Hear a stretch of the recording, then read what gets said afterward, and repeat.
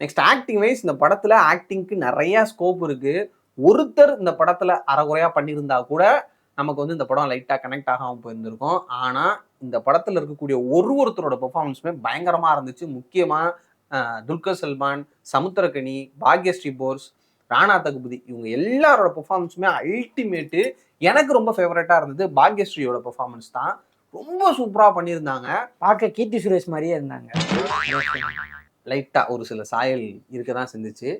அதே மாதிரியே சமுத்திரக்கனியோட பெர்ஃபார்மன்ஸ் எனக்கு ரொம்ப ஆச்சரியமா இருந்துச்சு. அதுலயும் ஒரு சீன்ல எப்படி நடிக்கணும்னு துல்கர் சல்மானுக்கு சொல்லி கொடுப்பாரு. அதை சொல்லி கொடுத்துட்டு ஒரு இடத்துலையும் மார்க் போட சொல்லுவாரு. அந்த சீன்ல அவருக்கு 100க்கு 100 மார்க் கொடுக்கலாம். பிரிச்சிருப்பாப்ல.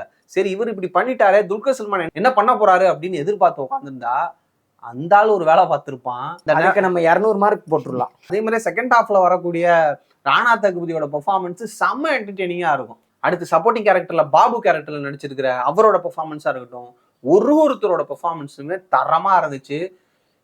எங்கேயுமே தரம் குறையவே இல்லை. தரம் தரம் தரம் தான். மொத்தத்துல இந்த காந்தா என்னை பொறுத்தளவுக்கு ஒரு காவியம். என்னை பொறுத்த வரைக்கும் கார்த்திகை மாசம் ரிலீஸ் ஆன ஒரு படம். நல்ல படம்.